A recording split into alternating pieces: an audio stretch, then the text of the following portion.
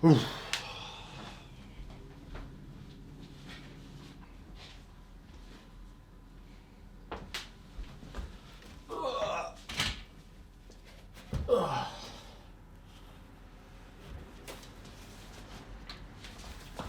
Jesus. Don't drop, don't drop. Okay. Not gonna hold the suspense. I didn't win the tennis tournament this weekend. I got to the finals, and I didn't perform as expected. I'll get into that in a little bit. And also, this thing, I've been waiting on this for about 2 to 2.5 months now, and I'll show you what this actually means for you guys that are watching on this YouTube channel, because it does heavily affect you guys and me as well, a lot more than you probably think, which in a good way. So more on that in a bit. I just want to talk about kind of the feelings I had going back home. I haven't been home in that time frame of anything more than in actually 15 minutes in a really really long time. And I don't know if any of you guys have ever gone back to your hometowns that you haven't been to in a while. But I actually cried a little bit when I was driving some of the roads that I regularly took when I was in high school, and some of the streets that I played on as a kid. So it was kind of a weird feeling. Almost, it was more dreamlike than an actual dream, if you get what I'm saying.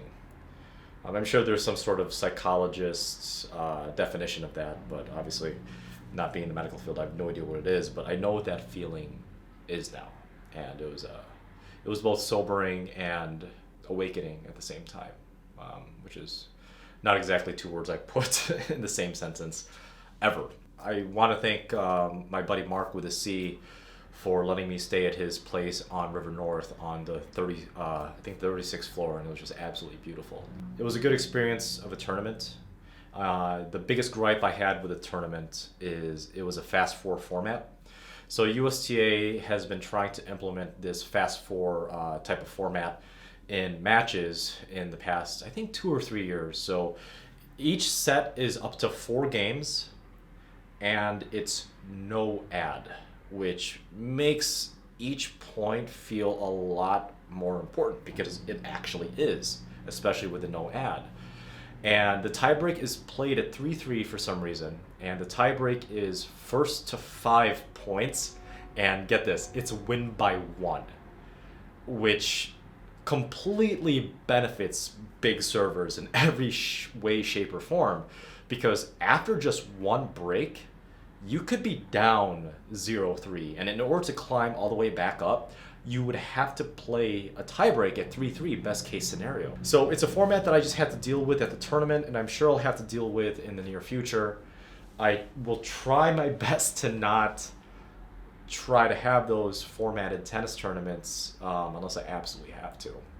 So just a warning out there for people that are still trying to do USTA tournaments in 2020 and possibly 2021, that the fast four format is implemented in a lot more tournaments than you might actually think.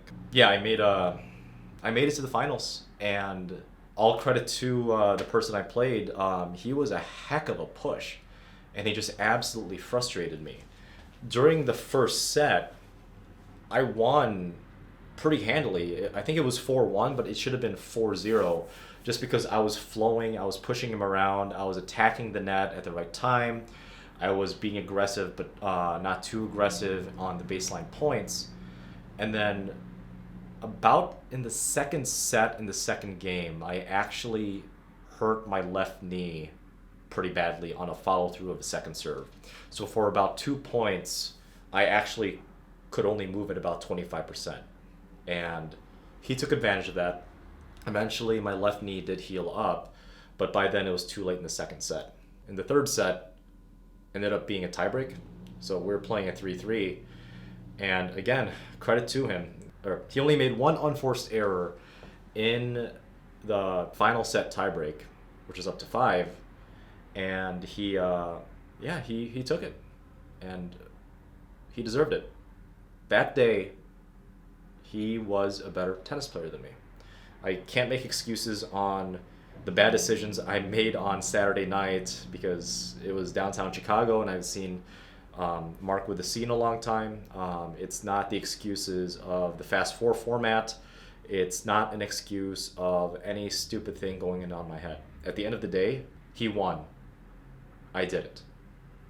He's a better tennis player than me. So there are some things I do want to work on. The drills that I want to show you guys in the very near future with this channel are the ones that are going to help me overcome choking, having the yips, and really solidifying your dominance as a tennis player on the singles court, no matter what type of pressure situation it is.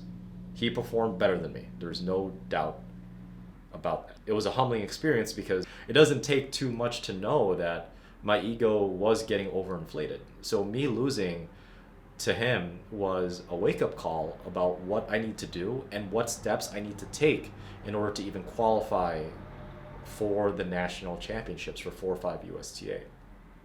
So in a sense, I'm glad I lost.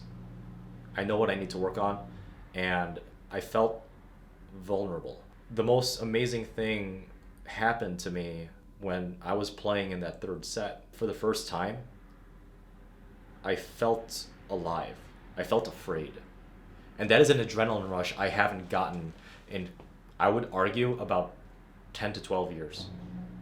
That butterfly in your stomach, that fear behind your back, the anxiety creeping up your spine and into your cerebellum. I haven't felt that in a very, very long time, and I absolutely loved it. And that is a feeling I needed to feel in order for me to realize, hey, there are still a lot of things I need to work on, and I am extremely excited to be able to work on it and for you guys to see my progress. And doing so, making you guys better tennis players and better athletes as well. Other outcomes of this weekend were all positive. I haven't seen my friend in a while. Beautiful place, as I said. A high school teammate of mine, when I was a senior and he was a freshman, he actually hit me up, and we actually warmed up before my first match on Saturday morning. And I haven't seen my high school doubles partner in a while, who's now a full-time pro, all in Saturday morning, and it was fantastic. And got to see my mom and my dad because I swung by my hometown, as I said. And funny enough, the guy that beat me in the final, he, after we tapped rackets, because we don't shake hands nowadays, he actually knows me from YouTube. So just the idea that someone that I have never met before can say, oh, I recognize you from somewhere, and it's from YouTube, and it's from a tennis channel. In this case, it was actually Essential Tennis, because he's been following my friend Ian, who runs Essential Tennis, for quite a bit now. And I'll leave a link down in the description below. So again, Ian and everybody at Essential Tennis, James and Tyler, thank you. That's an awesome feeling. And it's a feeling I hope that I get to have again and meet more people that are on YouTube or any type of social media that want to become better tennis players on a day-to-day basis. Back to this. This is a custom-made PC. And I'll go over the specs of it a little bit, but I know not everybody here is technically savvy when it comes to PC parts, especially hardware. But this is a 16-core AMD Ryzen processor with 64 gigabytes of RAM, with 3 terabytes of SSD storage, and the GPU is the new GeForce 3090 that I was luckily enough to have to get a grab on from the online retailer that made this custom PC called Digital Storm. So what this means for you guys, with this incredibly expensive and high performance PC, this is not even a gaming PC anymore. This is an absolute workhorse of a personal computer. What this means for you guys is the editing of the videos are a lot faster.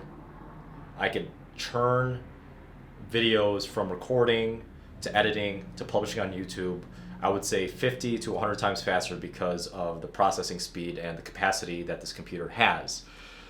But most of all, I am now able to comfortably live stream on a somewhat regular basis, probably around twice a week.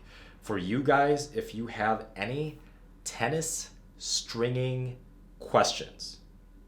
That's going to be a regular thing, and I will put out my schedule sometime in this next week.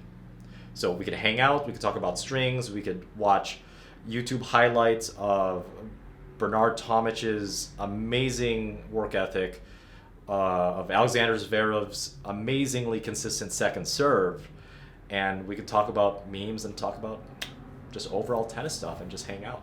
So be on the lookout for that in the near future. I will set a schedule for that very soon.